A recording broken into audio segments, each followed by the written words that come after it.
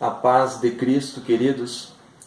É com alegria e com satisfação que nós estamos chegando para mais uma pré-aula para abençoarmos as vossas vidas. Se você está chegando no canal agora, seja muito bem-vindo. Inscreva-se neste canal, ajude-nos compartilhando nas suas redes sociais. As aulas para juvenis estarão na descrição deste vídeo, a aula com o professor Juninho. Lembrando que nós já estamos na terceira lição desse trimestre, onde estamos falando de evangelismo e de evangelização.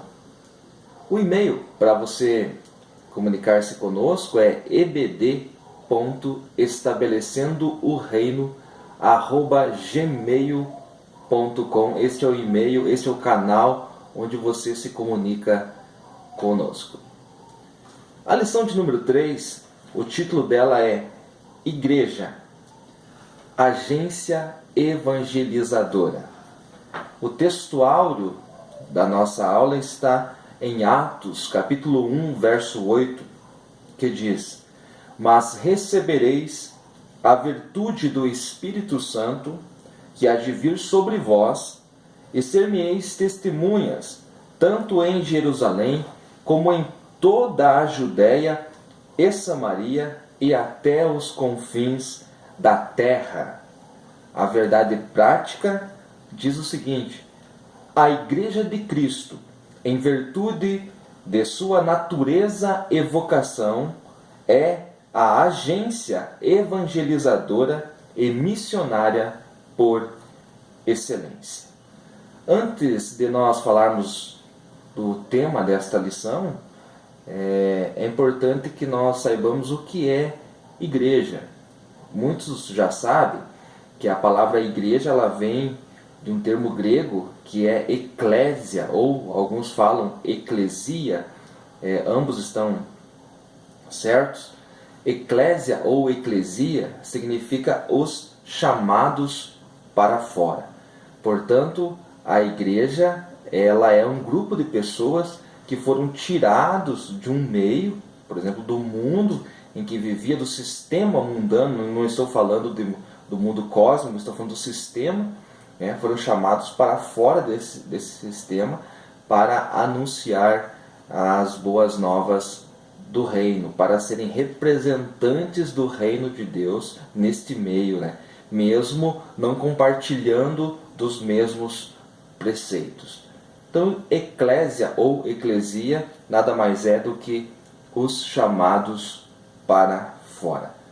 Mas é importante que você saiba que no grego clássico, ou seja, na Grécia Antiga, esta palavra também se referia a uma assembleia ou uma reunião convocada por um arauto. Então, qualquer assembleia, ela poderia ser política, poderia ser social ou religiosa, era chamada de eclésia ou eclesia. Então, esta palavra, igreja, ela não veio de uma palavra original nossa, já era uma palavra que os gregos usavam, já na Grécia Antiga, para qualquer reunião política. Eles se reuniam nas praças, para discutir temas políticos. Haviam pessoas que eram eleitas pelo povo para serem representantes do povo, e aquela assembleia, que nada mais era do que uma assembleia legislativa, era chamada de eclésia. Então essa palavra ela não era usada só no âmbito religioso, mas também usada no âmbito político e social na Grécia Antiga. Hoje a palavra eclésia é usada para definir a igreja, que é o corpo de Cristo. Esses são detalhes importantes que você pode levar para a sua aula, que vai enriquecê-la. A Igreja de Cristo ela foi gerada no Calvário. Ao contrário do que muitos comentários bíblicos, notas de rodapé dizem, eu penso que a Igreja de Cristo foi gerada no Calvário. Em Atos, capítulo 2, ela foi revestida de poder. Ela recebeu o Espírito Santo, e ali ela recebe poder para testemunhar, para anunciar o Evangelho de Jesus Cristo. Mas na cruz do Calvário, quando Jesus estava ali pregado, derramando o seu sangue, quando uma lança o transpassou, ali naquele momento a igreja está sendo gerada, porque aquele que creu naquele momento ali já fazia parte da igreja, já tinha o livre acesso a Deus através do sangue que estava sendo derramado. Na minha opinião, e de alguns comentaristas, alguns poucos comentaristas, a igreja de Cristo, ela é gerada no Calvário, no Gólgota, ali a igreja é gerada. Muito bem, Jesus morre, 3 dias na sepultura, ressuscita, e depois disto ele vai ficar 40 dias falando, aparecendo aos seus discípulos. Eu quero chamar a atenção para algo que está no verso 3. O final do verso 3 da nossa leitura bíblica em classe, lembrando que a leitura está em Atos, capítulo 1, versículos 1 ao 14. Atos 1 e 3, a parte final deste verso diz: sendo visto por eles por espaço de 40 dias e falando do que respeita ao reino de Deus. Estes 40 dias entre a ressurreição e ascensão do Senhor Jesus, ele está falando do quê? De uma denominação que ele vai fundar, de um sistema religioso que ele veio fundar, do novo sistema do judaísmo, de como Israel seria livre do Império Romano? Não, nada disso. Nesses 40 dias que ele aparece aos seus discípulos por várias vezes, ele está falando de coisas concernentes ao reino de Deus. Por isso que nesse canal nós sempre focamos o reino de Deus. O evangelho que nós anunciamos aqui, a teologia que nós propagamos, não é uma teologia denominacional. Nós sempre procuramos focar a nossa teologia dentro do princípio máximo do reino de Deus. Por quê? Porque foi só disso que Jesus falou. Jesus veio a este mundo para estabelecer o reino de Deus. E mesmo depois de morto e ressuscitado, ele fica por 40 dias falando do que respeita ao reino de Deus. E esta frase ela está claramente escrita na sua Bíblia em Atos capítulo 1, o verso de número 3. Por que digo isso? Porque hoje nós temos dificuldade de sermos uma agência evangelizadora. Por quê? Porque nós estamos focados nas nossas denominações, nas nossas tradições religiosas, naquilo que o meu grupo religioso pensa.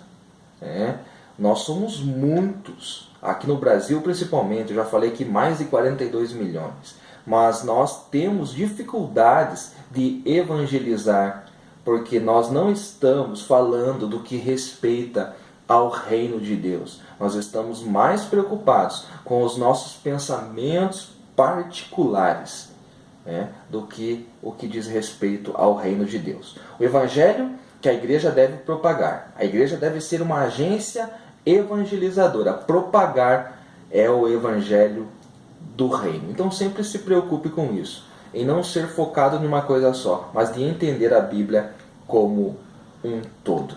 Isto é muito importante. No verso de número 4, seguindo a leitura bíblica, Atos capítulo 1, verso 4, tem algo muito importante que Jesus diz assim, ou melhor, Lucas narra assim: e estando com eles, determinou-lhes que não se ausentassem de Jerusalém, mas que esperassem a promessa do Pai, que, disse ele, de mim ouvistes.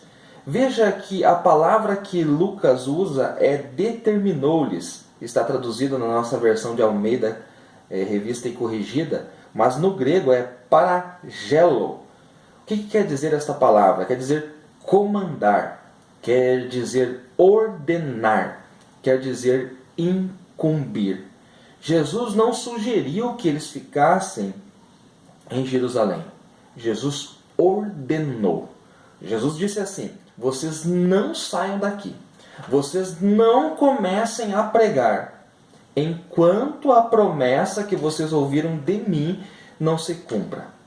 Enquanto o Espírito Santo não descer sobre você e o revestir de poder, não faça nada, porque você não tem condições de fazer. É isto que Jesus está falando no verso 4. Veja comigo de novo, Lucas narrando e dizendo assim: estando com eles, determinou-lhes. E a palavra grega quer dizer comandar, incumbir, ordenar. Está dando uma ordem: não faça nada. Não se ausente de Jerusalém. Não comece a pregar enquanto você não receber a virtude do Espírito Santo.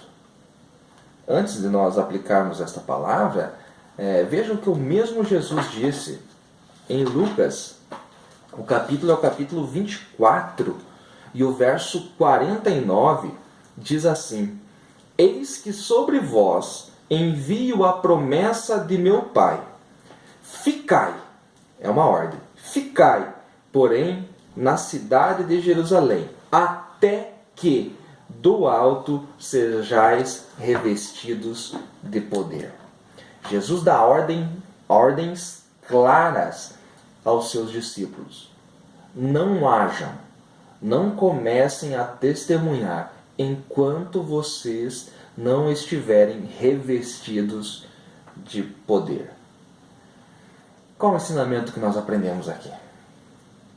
Às vezes, temos projetos evangelísticos, projetos missionários, tentamos ser uma agência evangelizadora, temos dinheiro, temos pessoas, temos material, mas se nós não tivermos poder, nós não podemos fazer nada.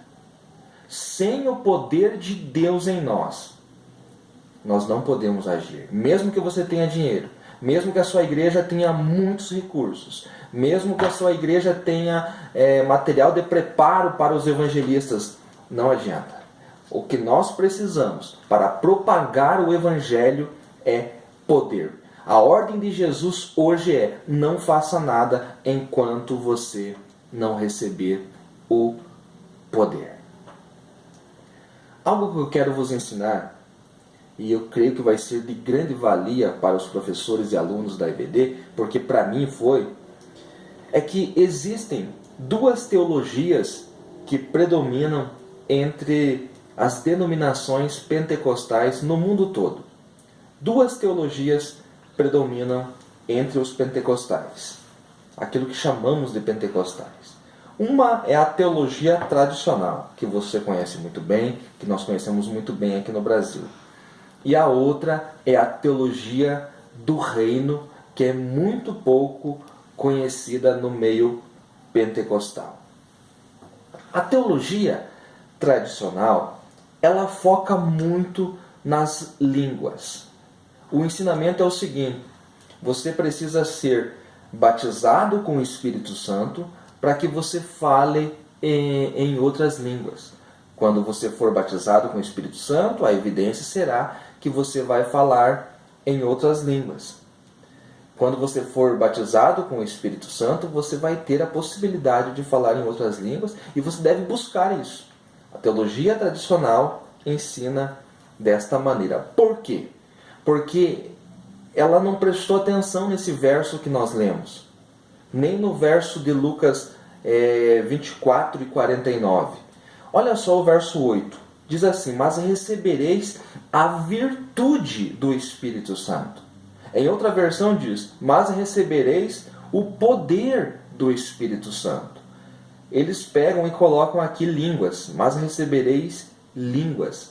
Não, o texto não diz isso. O texto diz virtude. O texto diz poder. Mas a teologia tradicional, ela foca nas línguas.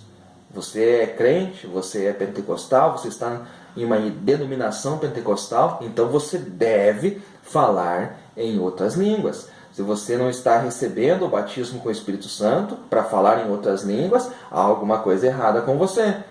Então, esta é uma teologia tradicional que foca o batismo com o Espírito Santo nas línguas.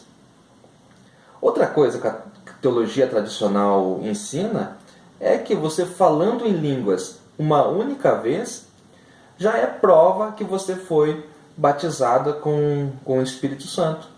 Então, há muitos crentes hoje nas denominações pentecostais que falaram em línguas há 15 anos atrás, há 10 anos atrás, mas eles batem no peito e dizem: eu sou batizado com o Espírito Santo. Uma única vez e nada mais. Isto é que a teologia tradicional ensina. Não ensina a buscar, não ensina a se encher novamente. Outra coisa é que as línguas é edificação para si mesmo. Porque se você olhar para as cartas de Paulo, principalmente a primeira carta aos Coríntios, Paulo diz que aquele que fala em línguas edifica-se a si mesmo. Então, se alguém fala em línguas e não há interpretação, a edificação é própria. Então, as línguas é algo muito bom nós falarmos em línguas, orarmos em línguas, mas é edificação para si mesmo. Então, isto é o que ensina a teologia tradicional. Enfoque nas línguas, mesmo que fale uma única vez e nunca mais, e estas línguas são para si mesmo, porque não há edificação externa. Agora, olhe comigo o que diz a teologia do reino, que é esta que eu quero passar para você hoje aqui.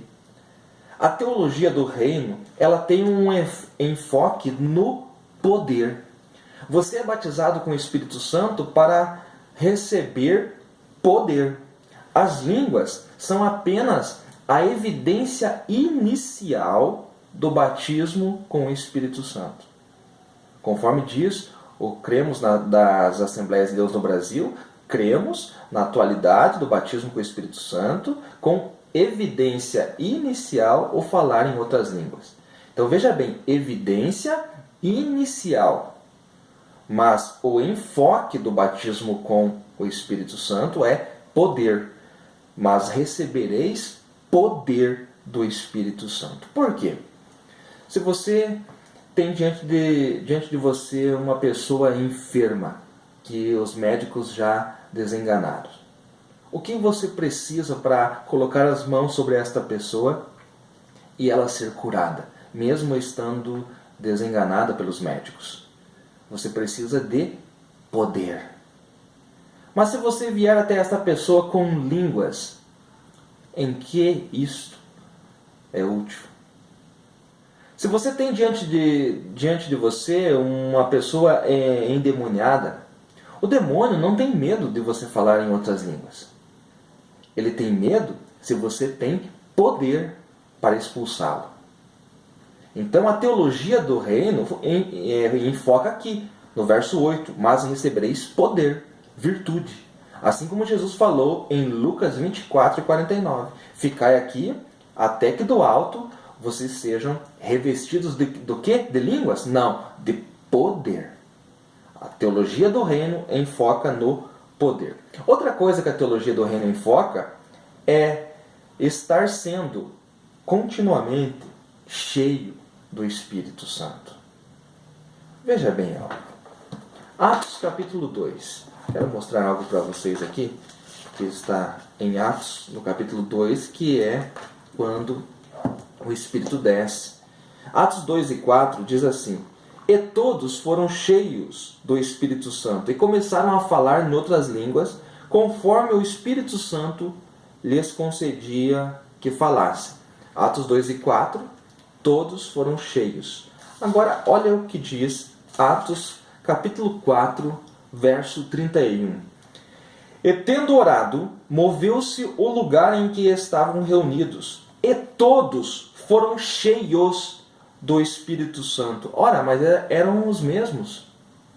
E todos foram cheios do Espírito Santo e anunciavam com ousadia a palavra de Deus. Então o livro de Atos nos ensina claramente a estarmos sendo continuamente cheios do Espírito Santo. Você não se enche uma única vez. Você procura estar sendo cheio continuamente. Outra coisa que a teologia do reino ensina é o poder em benefício do próximo. Se você fala em línguas, você edifica-se a si mesmo. Mas se você tem poder, você pode ajudar o próximo. Aquele que está enfermo, você pode colocar a mão sobre ele e ele ser curado. Aquele que está endemoniado, você pode ir lá e com o poder do Espírito Santo expulsar aquele demônio. Então, o poder é um benefício que você tem para ser usado em prol do próximo, enquanto as línguas são para a edificação pessoal. Então, presta atenção, a teologia do reino tem um enfoque no poder, em procurar estar sendo continuamente cheio. Conforme Efésios 5:18, Paulo diz assim: não vos embriagueis com vinho, em que há contenda, mas enchei-vos do Espírito Santo, sempre. E a teologia do reino, ela tem o seu enfoque também, principalmente no poder. Para ser uma agência evangelizadora eficiente, a igreja precisa de poder. Poder vem de uma palavra grega dunamis. Eu já falei sobre isso no trimestre passado. Dunamis significa, conforme o auxílio da nossa lição, poder real, significa poder em ação. É a raiz etimológica da palavra dinamite. A palavra dinamite, que todo mundo conhece, sabe o que é uma dinamite, né? Ela vem desta palavra grega dunamis. Essa palavra grega dunamis deu origem à palavra dinamite. Veja só o que é dunamis, que é a palavra que é traduzida por virtude em algumas versões, em outras versões por poder. Mas recebereis poder. A igreja precisa deste poder para ser o quê? O verso diz mais: e ser-me-eis testemunhas. O que é ser testemunha? A palavra grega aqui é martos. Martos vai dar origem à palavra mártir. Todo mundo sabe o que é uma pessoa ser martirizada. Dos apóstolos, o único que não foi martirizado foi João. Dos 11 apóstolos, todos os outros foram martirizados. Isto é ser testemunha. Então, ser um mártir significa a pessoa que dá a vida pela sua fé. Então é isto que o texto está dizendo. Vocês vão receber poder para você ser testemunha. Ser um mártir. Dar a vida pela sua fé. Agora eu lhe pergunto: qual é a dificuldade da igreja hoje em ser uma agência evangelizadora? Ela tem poder ou ela tem só línguas? E a igreja está disposta a ser mártir, a ser testemunha de verdade, a dar a vida pela sua fé? Essa é a tradução dessa palavra grega. Então, com isso, nós podemos parar e refletirmos um pouco porque nós estamos sendo tão negligentes em nossa missão evangelizadora. Por que a igreja hoje tem dificuldade em ser uma agência evangelizadora eficiente? Porque nos falta poder. Nos falta também coragem para ser testemunha. Saber o que é ser testemunha. Ser mártir. São as dificuldades que a igreja tem hoje. Na página 22, eu destaco algo que o comentarista colocou aqui. A igreja precisa manter o Pentecostes genuíno, sem misticismos, sincretismos e sem alvos mercadológicos. O que é ser pentecostal? Nós falamos tanto. E isto virou um rótulo. Então tem os pentecostais, tem os reformados, tem os neopentecostais, virou rótulos. Mas o que é ser pentecostal? Pentecostes era uma festa que havia desde o tempo da lei de Moisés, está lá em Levítico 23, verso 15, e também em Deuteronômio 16, verso 9. Tem outros textos também, mas nesses dois você vai encontrar a respeito da festa de Pentecostes, que também era chamada de festa das semanas, festa das colheitas e festa dos primeiros frutos, né? Mas a descida do Espírito Santo aconteceu no dia de Pentecostes. Por isso que a igreja passou a ser chamada de pentecostal. Mas o que é ser pentecostal? Para nós finalizarmos agora aqui. O que é ser pentecostal de verdade? É virar cambalhota? É falar muitas línguas? O que é ser pentecostal? Ser pentecostal é você ser, como igreja, a primícia de Cristo. Porque Pentecostes falava da festa das primícias. Ser pentecostal é ser grato, porque na festa das primícias eles eram gratos a Deus pela colheita que eles tinham recebido. Ser pentecostal é ser grato. Ser pentecostal é ter unidade, porque o Pentecostes trouxe união entre judeus e gentios. Pentecostes não traz divisão, Pentecostes traz união. Se esses poucos conceitos eles foram úteis para você, nos ajude. Fale para os seus irmãos da sua igreja, compartilhe este vídeo e que Deus o abençoe ricamente em nome de Jesus.